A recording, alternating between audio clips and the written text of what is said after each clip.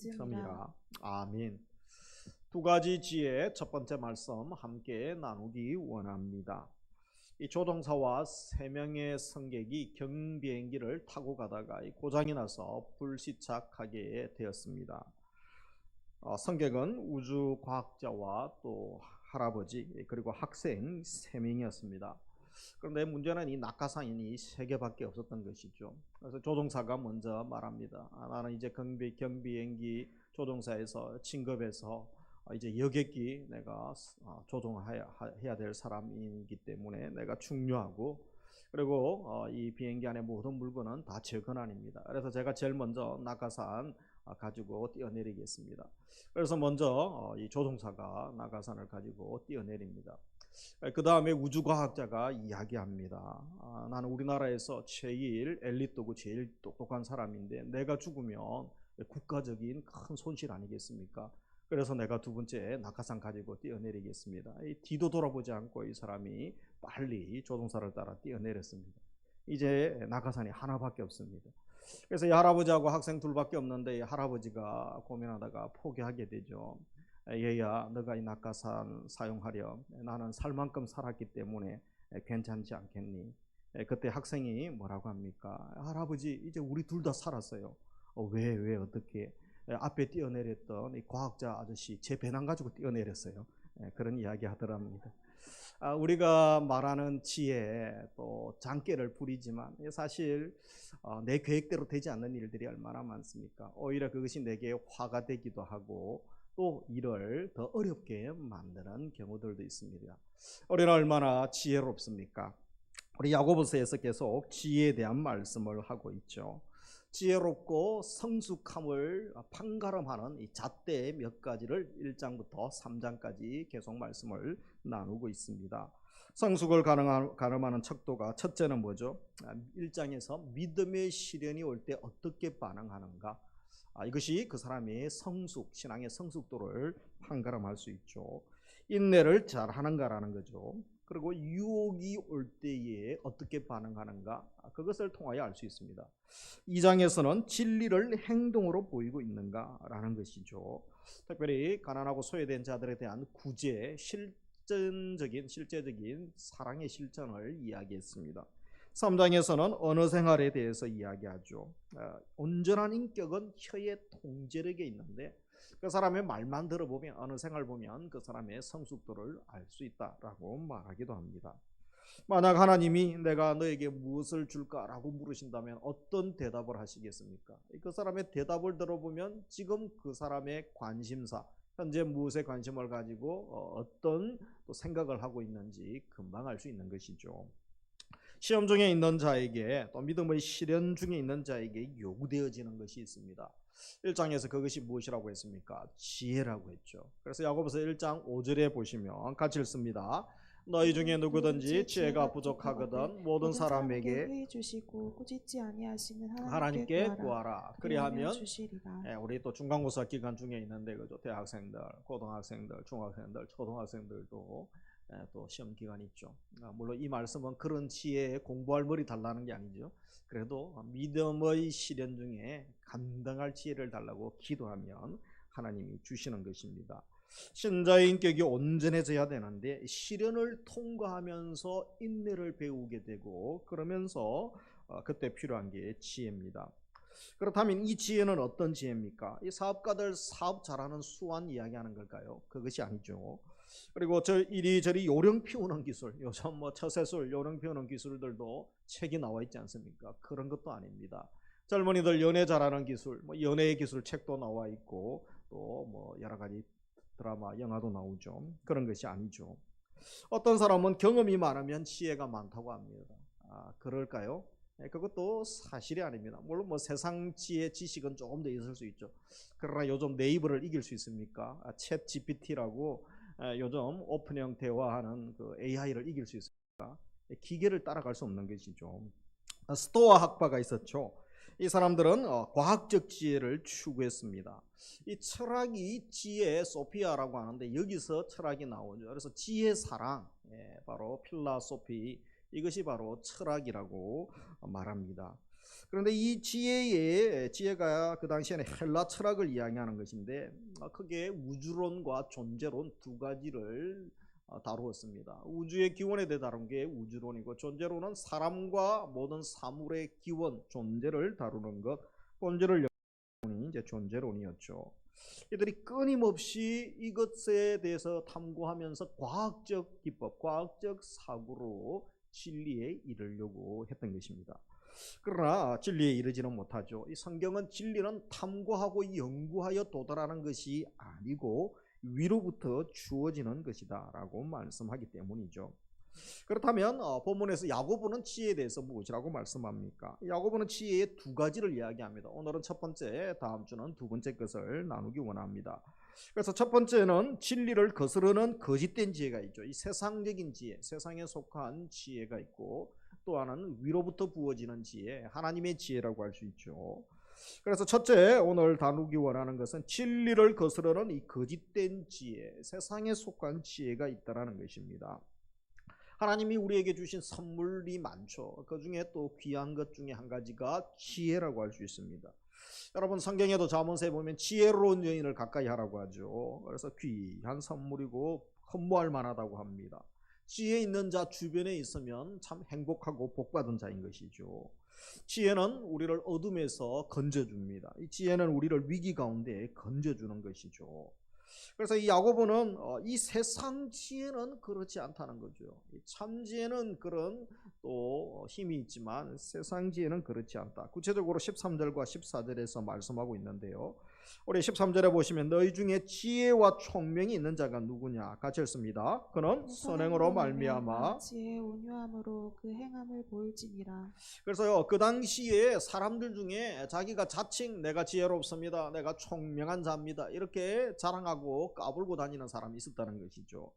스스로 지혜 있고 총명이 있다라고 말하는 자들이 있었습니다. 이 야고보에서만 지혜와 총명이라는 단어를 한 번 사용하고 있습니다. 가르치는 교사를 부정적으로 언급할 때 사용했는데요. 특별히 지혜는 유대인들이 어떤 사람에게 사용했냐면 교사, 랍비, 또 서기관, 가르치는 자에게 사용했던 전문 용어로 이 소피아라는 것을 썼죠. 소포스라는 것을 썼죠. 그리고 이 총명이라는 말은 특별한 지식이나 훈련을 받은 전문인들에게 이 총명이라는 말을 사용을 했다고 합니다.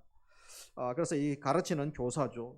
그런데 오늘 보면 가르치는 교사가 자기 스스로 지혜 있다, 총명이 있다고 말하는 것은 의미가 없다는 거죠. 자기가 참임을 증명을 해야 되는 것이죠. 그래서 지혜의 온유함으로 행함을 보이라 그렇게 말하죠. 그들에게 주된 특징은 외식 교만이죠. 그것 가지고 안 된다는 거죠.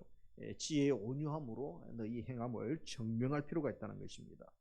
그래서 그 당시 지혜는 헬라 철학을 말하고 있습니다. 헬라 철학은 과학적 사고를 기반으로 진리를 탐구하려고 했지만 결국 그들은 진리에 이를 수가 없었습니다.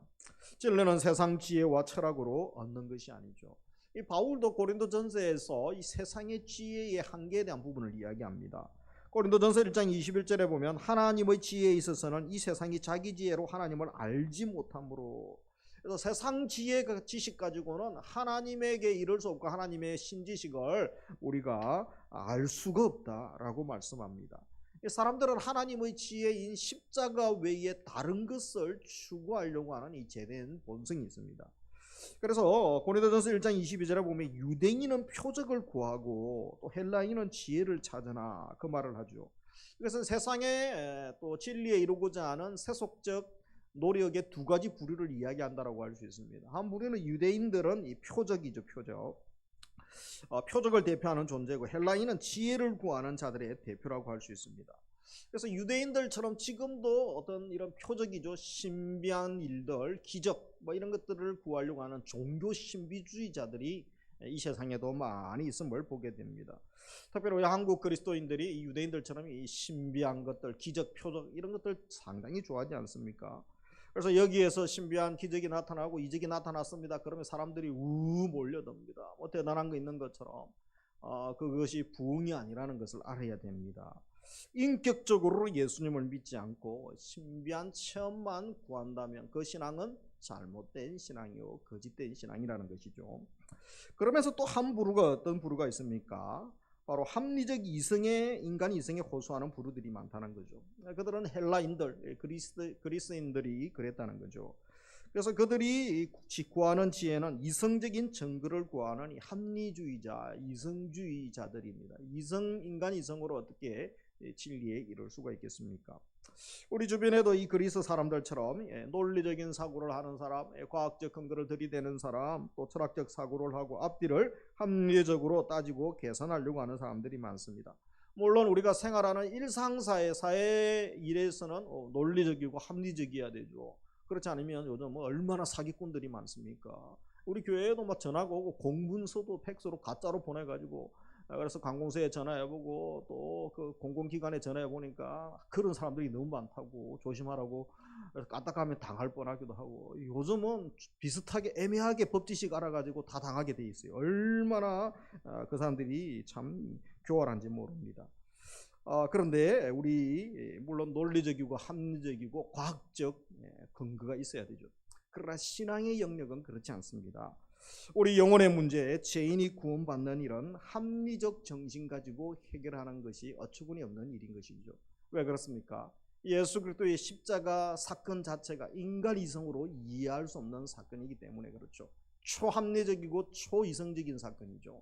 초월적인 사랑의 사건이기 때문에 결국은 하나님의 뜨거운 심장 가지고 이 영혼을 사랑하는 마음으로 우리가 복음의 핵심 예수 그리스도의 십자가 부활을 가감없이 온전히 전할 때 하나님의 역사가 나타나고 회개에 이르고 사람이 변화되는 일들이 일어나는 줄 확신하시기 바랍니다. 13절에 보면 그는 선행으로 말미암아 지혜의 온유함으로 그 행함을 보일지니라 라고 말씀하죠. 그래서 그렇게 자칭 지혜롭고 총명하다라고 이야기하는 사람 결국은 증명해야 되는 것입니다. 우리도 보여줘야 됩니다. 선행으로 온유함으로 행동의 열매를 맺어야 되는 것입니다. 그러면서 또 우리가 세상 지혜의 특징에 대한 이야기를 14절에서 하고 있죠. 우리 14절 같이 읽습니다. 그러나 너희 마음속에 독한 시기와 다툼이 있으면 자랑하지 말라. 진리를 거슬려 거짓말하지 말라. 그래서 지혜롭지 못한 자의 특징 14절에 네 가지 특징이 나와 있죠. 시기하는 거죠. 시기. 세상 지혜는 결국은 시기하는 거죠. 다투고 자랑하고 결국은 진리를 거슬러 거짓말이죠. 거짓말. 우리 주위에 이 네 가지의 특징이 많이 나타나고 있죠. 세상 지혜를 추구하는 자들의 특징이라고 할 수 있는 것입니다.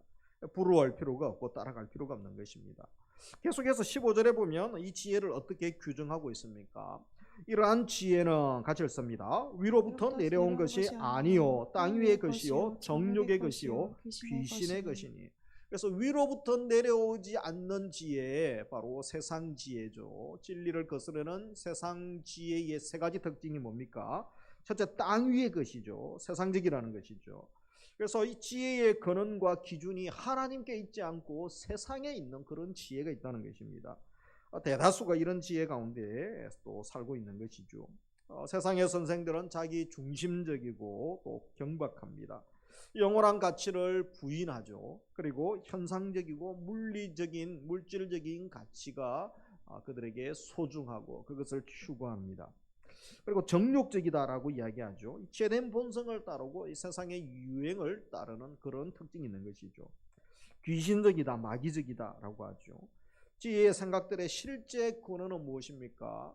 결국은 마귀죠. 그래서 공중권세 잡은 자, 너희가 옛 아비 마귀에게서 났다. 요한복음에 기록하고 있죠.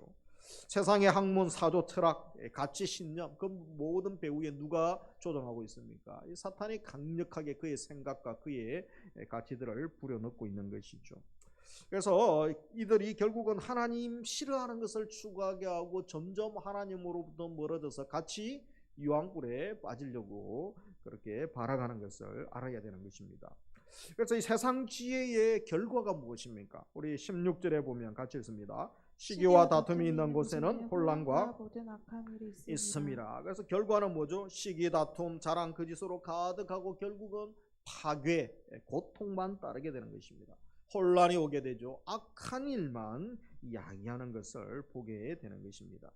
가끔 저 사람 참 지혜롭다, 저 사람 수완이 좋다, 이런 이야기들을 하죠. 그 사람이 어떤 지혜입니까? 참 지혜자라고 할 수 없는 것이죠. 자기 회사 이익을 위해서 꼼수 좀 부릴 줄 알고 속일 줄 알고 편법도 동원하고 때로는 불법도 저지르면서 회사에 큰 이익을 끼쳤다면 저 사람 참 지혜로운 사람이고 참 대단한 사람이다. 뭐 이런 칭찬들을 하지 않습니까? 그러므로 사람들이 이야기하는 지혜는 결국 처세술에 불과한 것입니다. 자기 안전을 위하고 출세를 위하고 결국은 죄 짓는 수단에 불과한 것인 것입니다. 그런데 죄인들도 보면 세상에 뭐 연쇄살인범, 강도, 방화범, 절도범들 그들이 얼마나 지혜로운지 모릅니다. 범행을 위하여 밤을 새면서 어떤 사람들은 감옥에 들어가서 1년 3년 동안 고민한 게 또 새로운 나쁜 짓을 할 계획을 설계도를 다 짜가지고 옵니다. 그 영화 같은 경우 그런 사람들을 많이 보지 않았습니까? 결국 사람 생명 해하고 남들 손해보게 하고 자기 혼자 잘 먹고 잘 살려고 하는 그런 사악한 심보를 볼 수 있습니다. 그런데 이것이 개인들만의 이야기일까요? 국가도 그렇습니다. 요즘 뭐 미국이나 뭐 세계 강대국들 하는 거 보시면 다 도둑놈 심보 아닙니까? 자기 나라, 자기 가정, 자기 기업, 자기 교회 그것만 따지는 자들이 있다는 것입니다. 다 세상 지혜를 추구하는 자들의 나타나는 모습인 것이죠. 세상이 추구하는 지혜이고 땅에서 난 지혜입니다. 결국은 분쟁, 시기, 파멸에 이르고 그것이 끊이지 않는다는 것입니다. 이들 세상 지혜가 결국 추구하는 목적이 무엇입니까? 목표, 결국은 돈이죠. 만몬. 돈의 노예가 돼 있고 돈 많이 벌면 슈퍼 리치가 되는 거죠. 요즘 젊은이들이나 어른들 그죠? 30대 40대까지 10억 벌어서 40부터 노후를 편하게 보내려고 하는 책들 뭐 그런 이야기들 어떻게 하면 또 동산 부동산 잘 운영해서 짧은 시간에 벼락부자 되어서 노년을 편하게 보낼까 뭐 이런 이야기들 그런 것이 사람들의 또 환상 아닙니까? 그들의 바람이죠. 그래서 돈인데 한 신문에 미국 신문에 이런 기사가 실린 적이 있습니다. 돈으로 어디든지 갈 수 있습니다. 그러나 천국은 갈 수 없습니다. 돈으로 무엇이든지 살 수 있습니다. 그러나 행복은 살 수 없습니다. 돈으로 침대를 살 수 있지만 잠은 살 수가 없습니다. 돈으로 멋진 음식은 살 수 있지만 맛있는 식욕은 살 수 없습니다. 돈으로 좋은 집은 살 수 있지만 행복한 가정은 살 수 없습니다. 돈으로 약은 살 수 있지만 건강은 살 수 없습니다. 돈으로 쾌락은 살 수 있지만 행복은 살 수 없습니다. 돈으로 금, 목걸이, 십자가는 살 수 있지만 구원은 살 수 없습니다. 이것이 세상 지혜와 지식의 한계임을 알아야 됩니다. 그런 것들이 결국 우리에게 행복과 만족을 줄 수 없다는 거죠. 바닷물을 마시는 것처럼 더 갈증만 느끼게 하는 것입니다. 그들이 주는 것은 파괴, 괴로움, 불안, 더 깊은 수렁으로 우리를 빠뜨리게 한다는 것을 기억을 해야 되는 것이죠.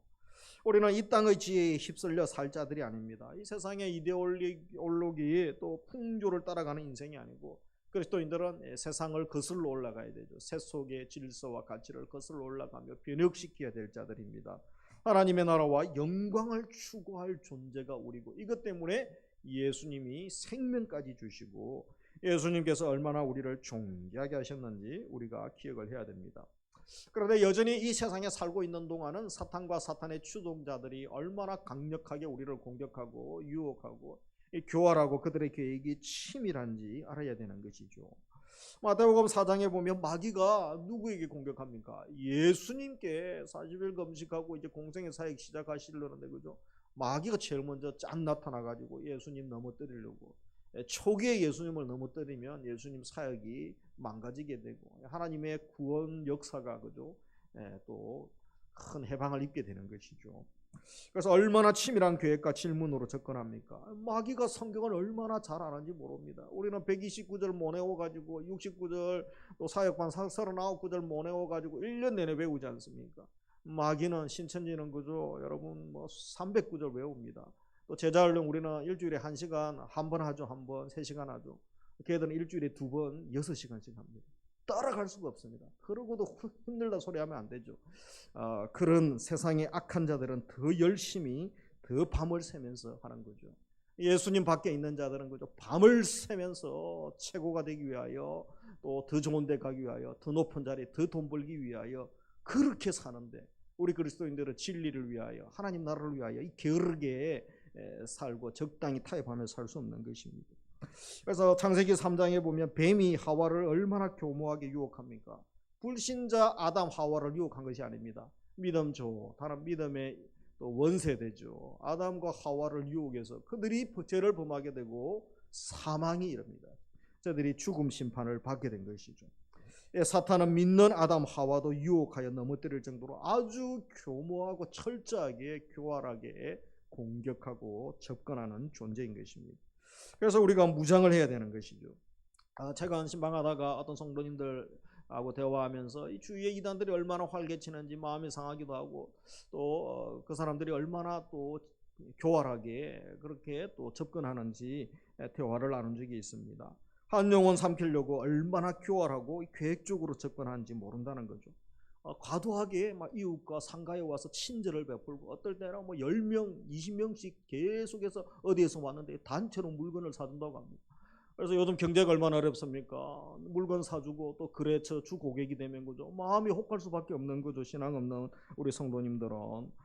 그래서 또 선물도 갖다 주고 반찬도 갖다 주고 그렇게 맛있는 반찬 주고 또 케이크도 일부러 사다 주고 과도한 칭찬하고 이 사랑을 표현합니다.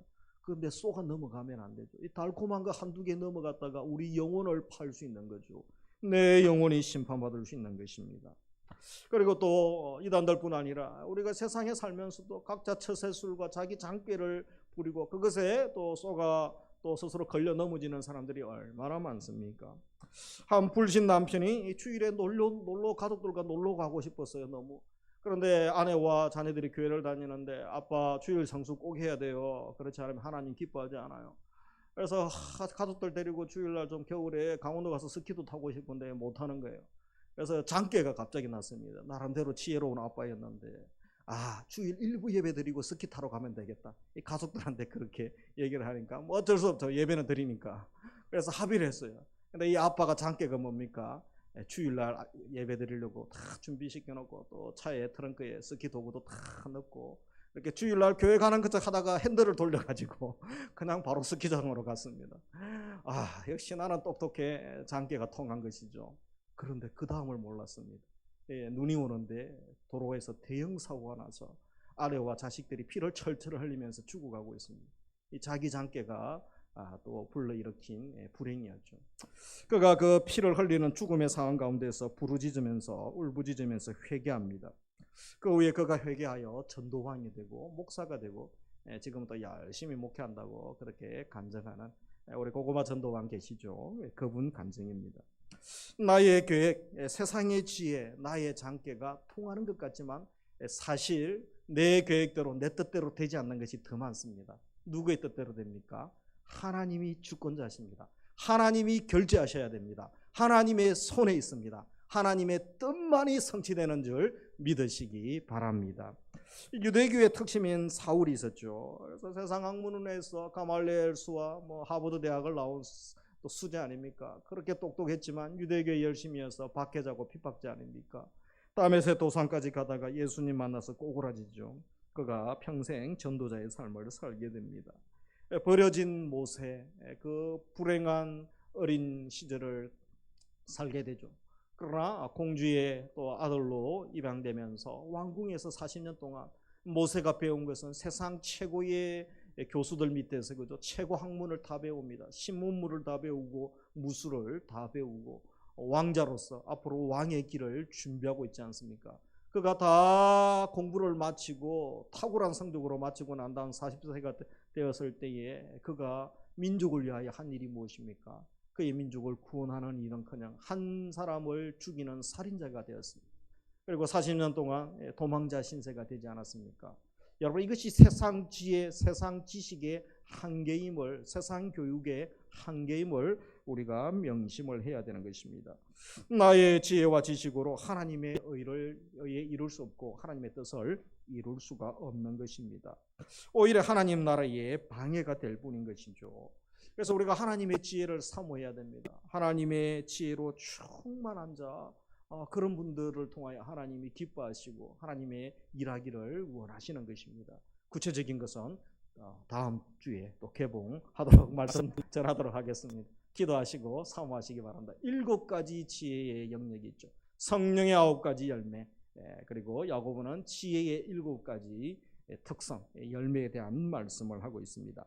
말씀을 마무리합니다. 이 땅의 지혜를 추구하며 세상 가치와 질서의 노예가 되어 살아가는 자들이 얼마나 많습니까?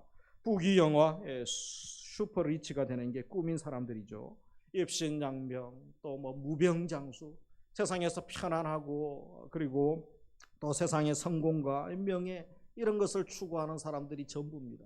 왜냐하면 그분들은 그렇게 살아야 되지 않겠습니까? 이 땅에 7, 80년 그렇게 살다가 영원이라는 시간 지옥불에서 유황불에서 고통하며 신앙하며 껄껄껄 그 살아있을 때 예수님 믿을 걸, 그때 친구가 전할 때 교회 갈 걸 그러다가 평생 고통 가운데 여러분 지난 수요 때 그도 목사님 설교하실 때 여호와 중에 최고의 고통이 화상이라고 하잖아요. 그 지옥불에서 화상과 비교되지 않는 엄청난 고통 가운데 그들은 영원의 시간을 살아야 됩니다.